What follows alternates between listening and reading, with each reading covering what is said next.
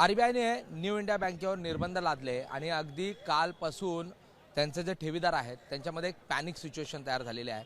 बँकांच्या बाहेर बघितलं तर अशा मोठ्या प्रमाणात आपल्याला गर्दी पाहायला मिळते। माझ्या मागे जर बघितलं आजूबाजूला न्यू इंडिया बँकेच्या बाहेर मी उभा आहे ठाण्यामध्ये, आणि तिथे देखील अगदी पहाटेपासून लोक रांगेत उभे आहेत। त्यांच्या लॉकर्समधले वस्तू ज्या आहेत त्या आज त्यांना काढण्यासाठी जे टोकन्स वाटप करण्यात येत आहेत। ठेवीदार जे आहेत त्यांना पैसे काढायचे आहेत, मात्र या सगळ्या संदर्भात अनेक अडचणींना त्यांना सामोरं जावं लागतं आहे।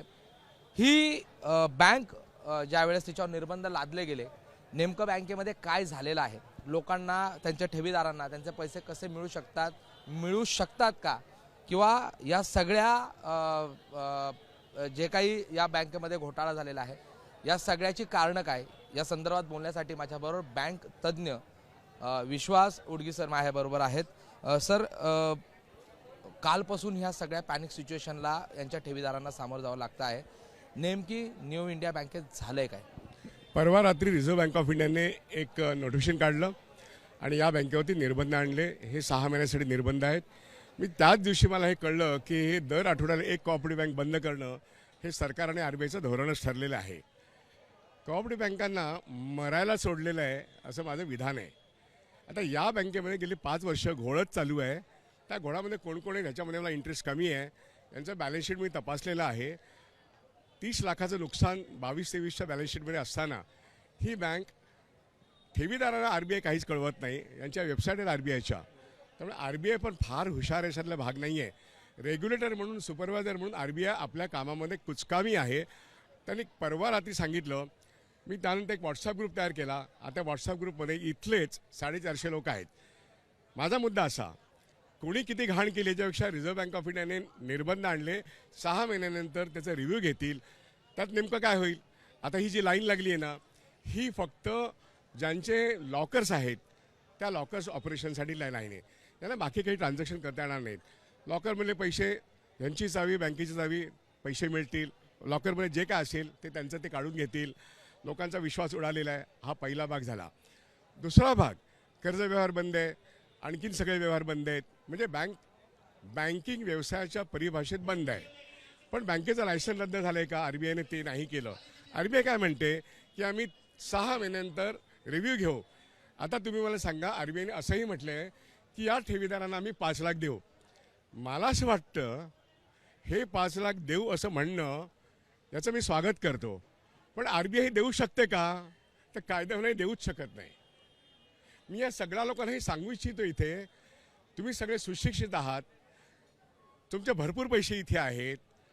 तुमचे 5 लाखाचे पैसे कायद्यान्वये ऑगस्ट 21चा जो कायदा आहे त्याप्रमाणे in case of A liquidation of a bank, RBI पहिल्यांदा लायसन विड्रॉ करतं, मग लिक्विडेशनची एक नोटीस काढतं, एक लिक्विडेटरची अपॉइंटमेंट होते। आज आता ॲडमिनिस्ट्रेटरची अपॉइंटमेंट झालेली आहे, लिक्विडेटरची अपॉइंटमेंट होईल आणि मग आरबीआय नोटिफिकेशन काढतं आणि 90 दिवसात त्या डिपॉझिट इन्शुरन्स क्रेडिट गॅरंटी कॉर्पोरेशनला आदेश देतं की तुम्ही इन्शुरन्सचे प्रीमियमचे जे पैसे या बँकेतल्या ठेवीदारांकडून गोळा केलेले आहेत 90 दिवसात त्यांचे 5 लाखापर्यंतचे पैसे द्या। एखाद्याची ठेव 7 लाख 8 लाख आहे, त्याला 5 लाखापर्यंत पैसे मिळतील। मुद्दा असा, 5 लाख मिळणं ही प्रक्रिया लिक्विडेशनच्या नंतरची आहे। जर आरबीआयने आत्ता इथे असा बोर्ड लावलेला आहे की आम्ही तुम्हाला 90 दिवसात देऊ, तर मला स्वागतच करायला पाहिजे। पण देणं आणि प्रत्यक्षात लोकांना विश्वास बसणं, मला असं वाटत नाही की आरबीआय देईल। जर आरबीआयने या बँकेसाठी दिलं तर भारतातल्या आत्ता 150 कोऑपरेटिव्ह बँका लिक्विडेशनमध्ये गेल्यानंतरच त्यांना पैसे मिळालेले आहेत। त्यातला पहिला कोर्टातला निकाल, मी हे सिकेबी बँकेचे ठेवीदार आहेत, कोरोना काळात मी ऑनलाईन कोर्टामध्ये अर्ज केला। माझी संस्था रजिस्टर्ड नसताना माझे जे नाव आहे, जस्टिस काथावलांनी ऑर्डर केली बरोबर 1.5 महिन्यामध्ये की ठेवीदारांना तुम्ही 5 लाख देणार असं बोलताय, केव्हा देणार? DICC आणि आरबीआयने सांगितलं आत्ताच आम्ही देऊ, नाही तर ऑर्डर माझ्या बाजूने आली असती। म्हणून यांना 5 लाख मिळायला लागले। यांना ऑगस्ट 20लाच 5 लाख मिळाले, ऑगस्ट 20ला। मग सरकारला एका सहकारी बँकेत 5 लाख दिल्यानंतर एक कायद्यामध्ये सुधारणा करायला लागली आणि त्यांनी ती केली। ती ऑगस्ट 21मध्ये केली, पण त्यात हे लिहिलं आहे लिक्विडेशन नंतर 90 दिवसात आरबीआय नोटिफिकेशन काढेल आणि देईल। मग आता तुम्ही त्याच 5 लाखाची गोष्ट करताय, आत्ता मला तुम्ही केव्हा देणार? याचा ABP माझ्या मार्फत मी त्यांना खुलासा विचारतोय आणि मी या तमाम या ठेवीदारांना सांगतोय की बाबांनो तुम्ही संघटित व्हा आणि मुंबई हायकोर्टामध्ये अर्ज करा, पहिल्यांदा 5 लाख मिळवा आणि 5 लाखाच्या वरती जे आहेत या DICC कलमाखाली, म्हणजे हा कायदा आहे, हा 1961चा कायदा आहे, त्याच्यामध्ये क्लॉज 16 सांगतं in case of A default of any bank the depositors must 100%. पण दुर्दैवाने या देशामध्ये जेवढ्या बँका बंद पडल्या कोणीही या कायद्यावरती बोटच ठेवलं नाही. लोक हताश होऊन काहीही करतात पण कायद्याची गोष्ट काय ते बघत नाहीत. 61मध्ये 10,000, नंतर 20,000, नंतर 40,000. हर्षद मेहताच्या कालखंडामध्ये बँक ऑफ बरोडा नावाची एक खाजगी बँक आणि मेट्रोपॉलिटन कोऑपरेटिव्ह नावाची एक कोऑपरेटिव्ह बँक, या 2 बँका बुडल्या. त्यात बँक ऑफ कराडची केस घेऊन मी मनमोहन सिंगांकडे गेलो. माझ्यासोबत पृथ्वीराज चव्हाण होते, कराडचे खासदार, कारण ही बँक कराडची होती. त्याच्यामध्ये असं सोल्युशन निघालं. त्यावेळी पहिल्या प्रथम बँक कर्मचाऱ्यांचा अधिकाऱ्यांचा नेता असूनही मी बँक ऑफ कराडच्या ठेवीदारांचा नेता झालो. मुंबईच्या हायकोर्टात उभा राहिलो, RBIला आव्हान दिलं आणि मनमोहन सिंगांनी सोल्युशन दिलं की मी ठेवीदारांना 1 लाखाचं वचन देतो इन्शुरन्सचं, पण माझा मुद्दा बँक ऑफ कराडचे 354 कर्मचारी, अधिकारी आणि सर्व ठेवीदार यांना 100% सुरक्षा पाहिजे. ती मनमोहन सिंगांनी एक फतवा काढला की कोर्टामध्ये पब्लिसिटी बँकांनी ही बँक विकत घ्यावी. लिक्विडेशन पूर्ण झालं 30 वर्षानंतर, पण बँक ऑफ कराडचं टेक ओव्हर बँक ऑफ इंडियाकडून झालं. त्याच्यामध्ये शरद पवार, पृथ्वीराज चव्हाण, मनमोहन सिंग, गुरुदास दासगुप्ता, इंद्रजित ह्या सर्व 60, अगदी अटल बिहारी वाजपेयी, त्यानंतर लालकृष्ण अडवाणी, ह्या 60 खासदारांनी केलेली मदत आहे 1993ची. एक खाजगी बँक, त्यांचे सर्व ठेवीदार आणि सर्व कर्मचारी यांचं टेकओव्हर बँक ऑफ इंडियाने केलं, हा पहिला इतिहास आहे. पंजाब आणि महाराष्ट्रामध्ये 2019मध्ये हा प्रश्न आला. त्यावेळेस आम्ही आंदोलन करत होतो. तेव्हा RBI गव्हर्नरने आणि निर्मलाताईंनी सांगितलं आम्ही हे 1 लाखाचे 5 लाख करू. Very good. 5 लाख का? कारण चलनवाढ आणि इन्फ्लेशनला अनुसरून ते 1 लाखाचे 5 लाख होतात. म्हणजे 61 ते 2019 10,000चे 5 लाख झाले. पण मुळामध्ये तो क्लॉज नंबर 17 आहे. पण क्लॉज 16 काय म्हणतो, अरे माझे सगळे पैसे तुम्ही मला द्यायला पाहिजेत. मग तुम्ही क्लॉज 16 विषयी कोणीच का बोलत नाही. माझा मुद्दा क्लॉज 16 प्रमाणे मला न्यू इंडिया असो, CKP असो, सिटी कोऑपरेटिव्ह असो, कुठलीही कोऑपरेटिव्ह असो या देशातली, मला 100% पैशाची गॅरंटी कायद्यान्वये आहे. आणि तुम्ही मला 1 लाख देता, 5 लाख देता, नॉनसेन्स. सरकार आणि RBI ठेवीदारांचे पैसे 5 लाखाच्या पुढच्याचं काय करता, हा माझा उलटा प्रश्न आहे गव्हर्नमेंटला. माझं म्हणणं, तुम्ही माझी 1 कोटी ठेवी, समजा यांची 1 कोटी ठेवी आहेत, यांच्यापैकी अनेकांचे 5 लाखाचे वर आहेत. तुम्ही मला सांगा, तुम्ही मला 5 लाख द्याल आज ना उद्या, माझे 5 लाखाच्या वरचे 95 लाख कोटीमध्ये आहेत. त्या 95 लाखाचं तुम्ही काय करता, RBI म्हणून, DICC म्हणून, केंद्र सरकार म्हणून. हा सगळ्या बँकांचा प्रश्न आहे, हा बँकिंग उद्योगाचा प्रश्न आहे. कारण हा कायदा केवळ कोऑपरेटिव्हचा नाही आहे, हा बँकिंग उद्योगाचा प्रश्न आहे. येस बँक कोसळताना तुम्ही वाचवली, तुम्ही PMC नाही वाचवली, तुम्ही ह्या बँकेला वाचवणार नाहीत. आता ही वाचण्यासारखी नाही आहे, ही वाचण्यासारखी नाही आहे.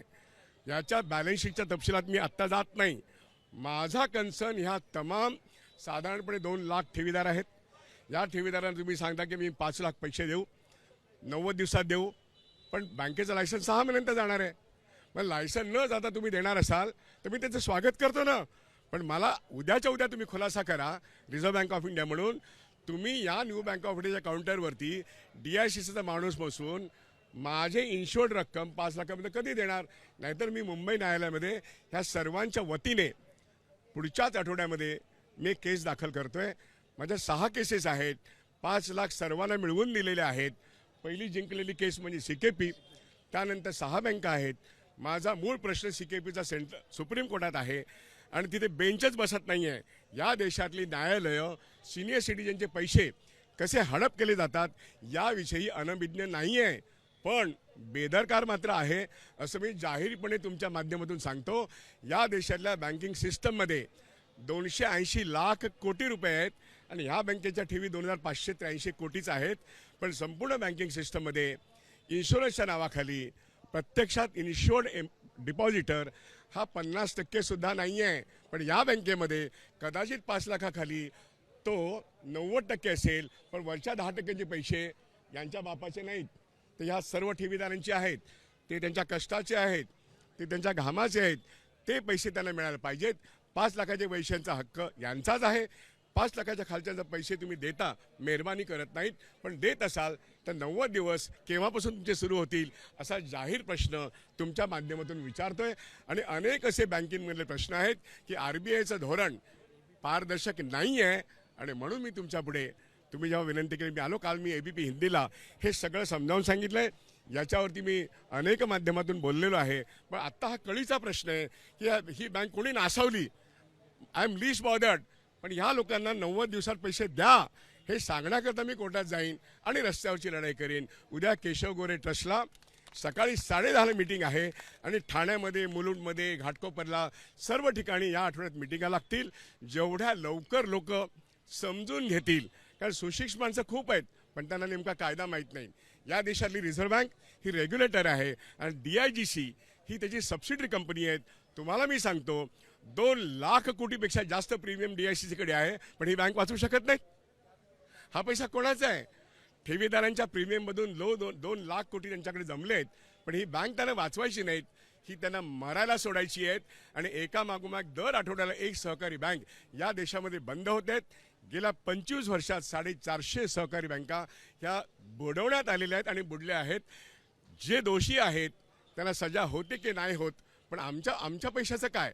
आमचे पैसे आम्हाला मिळणं हाच खरा आमचा अट्टास आहे. म्हणून मी या प्रश्नाच्या राजकारणात न जाता, कोणीही बँक नासवली या प्रश्नात न जाता, त्याचं पक्षीय राजकारण न करता, मी या ठेवीदारांच्या प्रश्नाचं मात्र लीगल प्रोसेस आणि राजकारण, प्रश्नाचं राजकारण नक्कीच करणार. प्रश्न आहे केंद्र सरकार, प्रश्न आहे रिझर्व्ह बँक, प्रश्न आहे DICC. या 3 संस्थांनी या माझ्या प्रश्नाचं उत्तर द्यावं. मी आज या तमाम न्यू इंडिया कोऑपरेटिव्ह बँकेच्या जवळजवळ 2 लाख ठेवीदारांच्या बाजूने हे सगळं बोलतोय. पण वस्तुस्थितीने मी या कोऑपरेटिव्ह बँकातल्या तमाम कोऑपरेटिव्ह बँका जगलेल्या आणि मेलेल्या, पण त्याच्या ठेवी न मिळाल्या सर्वच 450 कोऑपरेटिव्ह बँकांच्या ठेवीदाराच्या वतीने बोलतोय. आणि न्यायालयाने या प्रश्नावरती माझ्या जरी केसेस तिथे असल्या तरी सुओ मोटो ह्याचा निकाल द्यावा, असा हा अव्वल दर्जाचा सिनियर सिटीजनचा प्रश्न आहे.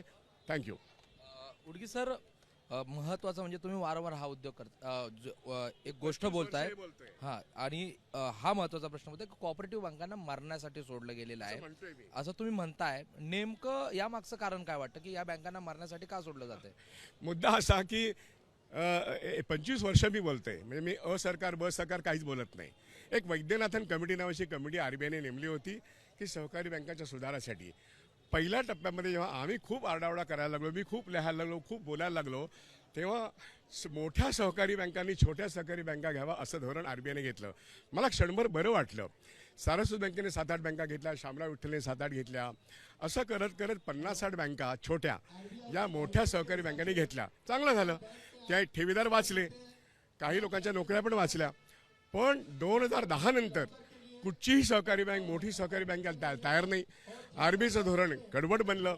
मग नंतर म्हणून मी शब्दप्रयोग केला, 2010 नंतर त्या सहकारी बँका मेल्या तरी चालतील ही भूमिका सरकारची आहे, कुठल्याही सरकारची असेल.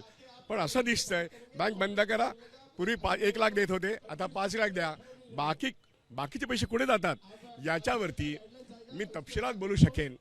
कारण मला माहिती आहे RBIचा गव्हर्नर 1 लाखामागे 8 किंवा 9 पैसे इन्शुरन्स प्रीमियम घेतो. हा जेव्हा DICC ॲक्ट अमेंड झाला 21 मध्ये 10चे 12 पैसे केले, प्रीमियम वाढला, 2 लाख कोटी प्रीमियम DICकडे आहे. पण माझ्या पैशाची सुरक्षा कुठे आहे? ती 5च लाख आली. माझं म्हणणं, मी जर 100 रुपये ठेवले असतील एखाद्या बँकेमध्ये, ते मला 100 रुपये परत मिळाले पाहिजे. तो काढण्याचा माझा अधिकार आहे. बँक माझे काही पैसे काढून घेते आणि बाकीचे पैसे स्वतःकडे ठेवते. हा कर्मचाऱ्यांच्या पैशाची लूट आहे. DICC आणि RBI हे करते आहे, हे उघड सत्य आहे. त्यामुळे इन्शुरन्स प्रीमियम सर्वांना आता जास्त प्रीमियम घ्यावा असे बकवास करणारे अनेक RBIचे एक्झिक्युटिव्ह मी बघितले आहेत. प्रत्यक्षामध्ये कायद्यामध्ये तुम्ही 5 लाख देऊन माझे 1 कोटी असतील तर 95 लाख चोरता, हे मी कायद्यान्वयेच सिद्ध करेन. आणि म्हणून मी सुप्रीम कोर्टात आहे. CKBची केस त्या ठिकाणी 2 वर्ष आहे. तिथे बेंच अपॉइंट करणं हे चंद्रचूडला जमलेलं नाही आहे.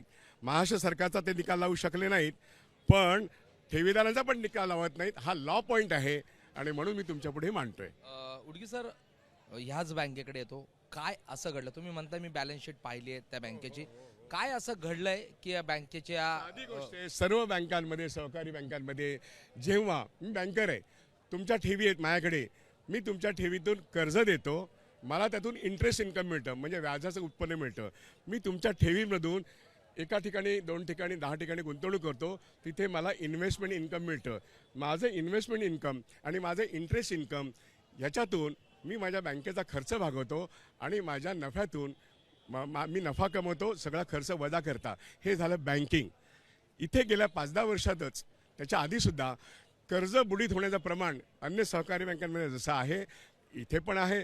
संचालक मंडळ, जनरल मॅनेजरपासून सगळे अधिकारी वर्ग प्रचंड करप्शन करतात.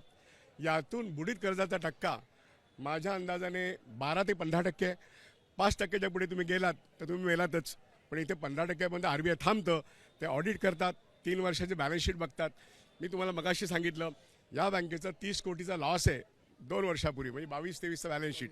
असं असताना या लोकांना RBIने वेबसाईटमध्ये रोज तुम्ही अमिताभ बच्चनला आणता, सचिन तेंडुलकर आणता आणि सांगता की हे सायबर सिक्युरिटी वगैरे. अरे पण तुम्ही सांगा ना, ही बँक सुरक्षित आहे, ती बँक सुरक्षित नाही, काही करत नाहीत. RBI लोकांना काय मार्गदर्शन करतं? माझं म्हणणं जाहिरातबाजी करतं लोकांना, म्हणजे ठेवीदारांना. कारण का बँका कशामुळे चालतात? या ठेवीदारांच्या जीवावर चालतात. तुम्ही ठेवीदारांचंच मारता. आणि म्हणून मी असं म्हणतोय की न्यू बँक ऑफ इंडियामध्ये मोठी थकीत कर्ज वाढली, ती बुडीत झाली. थकीत गुंतवणूक आणि बुडीत गुंतवणुकी यातून ही बँक तोट्यात आली. तोट्यात असून त्याचा ऑडिट, बॅलन्स शीट सगळं RBIकडे आहे. दर 15 दिवसाने सगळ्याकडे अर्बन कोऑपरेटिव्ह डेव्हलपमेंट बँक जे आहे, म्हणजे ते डिपार्टमेंट जे आहे RBIचं, त्या ठिकाणी आकडे जमा होतात. असं असताना या बँकेमध्ये 5 वर्ष घाण असताना, जसं पंजाब आणि महाराष्ट्रामध्ये RBIचे ऑडिटरच घोळ करत होते, पण RBI झोपून होती आणि स्वतःची चूक लपवण्याकरता त्यांनी पंजाब आणि महाराष्ट्र बँक ही एका युनिटी फायनान्स बँकेमध्ये मर्ज केली आणि ठेवीदारांना 10 वर्ष पैसे दिलेले नाही आहेत. म्हणजे 100 रुपये तुमचे माझे हे 10 वर्षांतर 65 रुपये मिळतील असं त्या मर्जरमध्ये लिहिलं आहे. त्याला काय करायचं? आता ही बँक कुठेही मर्ज होऊ शकणार नाही. ही बँक आता लिक्विडेटेड नाही आहे. या बँकेचं लायसन आता जिवंत आहे, पण RBI म्हणते 5 लाख देणार. मला हे वाक्य खूप चांगलं वाटलं, म्हणून मी इथे परवा रात्री ताबडतोब उडी मारली. किमान या लोकांना मी 5 लाख ताबडतोब ते मिळवून देऊ शकेन. कारण लिक्विडेशन नंतर 90 दिवस, पण लिक्विडेशन केव्हा होणार? मी लिक्विडेशनची मागणी नाही करत. मी म्हणतो तुम्ही 5 लाख RBI म्हणून नोटिफिकेशन काढलं, अरे द्या ना. आता तुम्ही मला लॉकर चालवायला देता, बाकी बंद आहे. माझं म्हणणं 5 लाखाची घोषणा RBIने ताबडतोब करावी, नाहीतर मुंबई हायकोर्टामध्ये या 5 लाखासाठी या सर्वांना घेऊन मी अर्ज करणार आहे. सर 5 लाख जसं तुम्ही म्हणताय की 100रातले 65 रुपये मिळणार, पण सगळे 100च्या 100 हो, पंजाब आणि महाराष्ट्रामध्ये झाले. ज्या पद्धतीने 100च्या 100च रुपये आता लोकांना हवे असतील तर त्यांना न्यायालयाचाच दरवाजा हे करावा लागेल. मी तुम्हाला सांगतो न्यायालयाचा दरवाजा का. DICC ॲक्ट 61 मध्ये क्लॉज 16 मध्ये मी पुन्हा सांगतो, in case of A default of A bank the deposits money should be refunded entirely, हे लिहिलेलं आहे. मग तरी क्लॉज 17 येतो आणि 10,000 सांगतो, मग त्याचे 10,000चे 20,000 होतात. मी तुम्हाला मगाशी सांगितलं ते 93 साली 1 लाख झाले, आता 5 लाख झाले. पण क्लॉज 16 आणि क्लॉज 17 मध्ये कॉन्ट्राडिक्शन कशी, एकमेकाच्या विरोधाभास कसा? मी लॉयर पण आहे, मी बँकर पण आहे, मी एका राष्ट्रीयकृत बँकेचा डायरेक्टर होतो, मी या देशातल्या 10 लाख लोकांचा नेता होतो. मला बँक चालवता येते आणि बँक बंद का पडते हे कळतं. आणि म्हणून बँक कर्मचाऱ्यांच्या संघटनांनी बँक ठेवीदारांकडे लक्ष दिलं पाहिजे. आणि मी निवृत्तीनंतर हे लक्ष देण्याचं काम करतोय, आधी पण करत होतो. माझं म्हणणं, सहकारी बँका या देशामध्ये गावोगावी असायला पाहिजेत, त्या जगल्या पाहिजेत, त्या वाढल्या पाहिजेत. पण त्या जगण्यासाठी सरकारचं धोरण चांगलं पाहिजे. त्याला तुम्ही मारून टाकताय. म्हणून मी म्हटलं सरकारचं धोरण या बँकांना मरण्याकरता आहे. तुम्ही ज्या प्रश्नाचं उत्तर देण्यासाठी मगासपासून टाळताय तो प्रश्न विचारायचा होता. काय कोण लोक या सगळ्या गोष्टीला कारणीभूत वाटतात तुम्हाला? बॅलन्स शीट तर चेक केलेली आहे, ओव्हरऑल पण तुम्ही या सगळ्या याचा सर्वे केलेला आहे. आता काय, प्रत्येक बँकेमध्ये राजकारणी लोक आहेत, अपक्ष, ब पक्ष, क पक्ष. मला ह्या सगळ्या लोकांचे प्रत्येकाचे राजकीय विचार काय असतात हे माहिती आहे. राजकीय पद्धतीने विचार करून आपण स्वतःचा सत्यानाश करून घेतलेला आहे. आपल्या पैशाचं काय होतं हे समजण्यासाठी अर्थकारण समजून घ्या, हे माझा आग्रह आहे. कारण सगळेच राजकीय पक्ष बरबटलेले आहेत. म्हणून मी एखाद्या पक्षाची लाईन घेऊन बोलत नाही. मी रिझर्व्ह बँक ऑफ इंडियाचं रेग्युलेटरी पॉलिसी बघतो, मी DICCची रेग्युलेटरी पॉलिसी बघतो. मला तिथले अधिकारी माहिती आहे, तिथले नियम माहिती आहे, तिथलं धोरण माहिती आहे. मी स्वतः बँकर आहे. त्यामुळे उघडे डोळे ठेवून आपल्या ठेवीदारांचं आपण काय नुकसान करतो हे जर कळत असेल तर या राजकीय नेत्यांना पाठवा जेलमध्ये. पण या लोकांचे पैसे कसे मिळतील याकरता या देशाच्या न्यायालयांना ठोकून ठोकून सरळ करायला लागेल. म्हणजे एकूण ह्या बँकेसंदर्भात पर्टिक्युलर अभ्यास केलेला आहे. ह्यात अशी कोण लोक वाटली तुम्हाला की ज्यांच्यामुळे खऱ्या अर्थ उजवे डावे मधले सगळे आहेत, सगळे आहेत. ही जॉर्ज फर्नांडिस यांची बँक होती, पण आता ती त्यांची नाही राहिली. मी सांगितलं उजवे डावे मधले ह्याच्यात कामगारांचे पैसे आहेत, कामगार संघटनांचे पैसे आहेत, म्युन्सिपल वर्कर्सचे पैसे आहेत, BSc वर्कर्सचे पैसे आहेत, हातगाडीवाल्याचे पैसे आहेत, सगळ्या सभाद्रोही चळवळीतल्या मोठमोठ्या लोकांचे पैसे आहेत. पण आता या बँकेचं नेतृत्व भलतंच आहे. म्हणून मी या राजकारणात जाऊ इच्छित नाही, कारण का त्याला डायव्हर्शन होईल. मला ठेवीदारांच्या प्रश्नाकडे लक्ष वेधायचे आहे. मी राजकीयदृष्ट्या डायव्हर्शन करू इच्छित नाही. आणखीन कोणी करायचं असेल तर करावं. शेवटी तुम्ही आता न्यायालयाचा दरवाजा ठोठावणार आहात. त्यांची एकजूट घडवणार. उद्या माझी केशव गोरे ट्रस्टमध्ये मीटिंग आहे, ती सकाळी 10:30ला आहे. ती जशी पश्चिम रेल्वेवरच्या लोकांसाठी आहे तशी ठाणे, मुलुंड, घाटकोपर, दादर या मिटिंगा जशा लागतील. माझ्याकडे पैसे नाही आहेत, लोक लावतील मिटिंग तेव्हा मी जाईन. केशव गोरेंनी मिटिंग लावली म्हणून मी जाते उद्या. तर 24 तासात हे घडतं आहे. माझं म्हणणं, आपण दबाव ठेवला पाहिजे रिझर्व्ह बँक ऑफ इंडियावर. कारण त्याने काय सांगितलं आहे बोर्ड लावून, आम्ही 5 लाख देऊ. हे डिसेप्टिव्ह आहे. नाही, कायदा काय म्हणतो लिक्विडेशन नंतर, आणि तुम्ही दुसऱ्या श्वासात म्हणता I hold a licence up to 6 months. मग RBI शुड कम क्लीन. RBIने उघडपणे सांगावं आम्ही या तारखेला नोटिशन काढतो आणि 90 दिवसात देतो. मग RBI खरं बोलते असं मी समजेल. आता खोटं बोलते आहे, आता दिशाभूल करते आहे. लायसन विथहोल्ड करून जर तुम्ही देणार असाल तर मी त्याचं स्वागतच करेन, कारण यांचे पैसे यांना मिळवणं हेच माझं ध्येय आहे. धन्यवाद. विश्वास उडगी सर जे आहेत ते माझ्याबरोबर होते, आणि विश्वास उडगी सर यांनी जो या ठिकाणी मुद्दा मांडलेला आहे, या सगळ्या प्रकरणी ते आता न्यायालयाचा दरवाजा ठोठावणार आहेत. त्यासाठी संपूर्ण मुंबईभर ते वेगवेगळ्या बैठका देखील घेणार आहेत. या सगळ्या ठेवीदारांना एकत्र करण्याचं काम त्यांचं सुरू आहे. या सगळ्या ज्या घोटाळा आहे या बँकेच्यावर जे निर्बंध लादले गेलेले आहेत त्यामध्ये जे जे लोक आहेत त्यांच्यावर कारवाईची मागणी तर आहेच, मात्र त्याबरोबर या सगळ्या लोकांचे 5 लाख जे रिझर्व्ह बँक सांगते ते त्यांना कधी मिळणार याचं नोटिफिकेशन लवकरच बँकेने काढलं पाहिजे अशी देखील त्यांची मागणी आहे. नाहीतर या सगळ्या लोकांना घेऊन ते न्यायालयाचा दरवाजा ठोकवणार आहेत अशी माहिती देखील त्यांनी दिलेली आहे. कॅमेरा पर्सन अरविंद वारगेसह प्रशांत बडे, ABP माझा, मुंबई. ABP माझा, उघडा डोळे बघा नीट.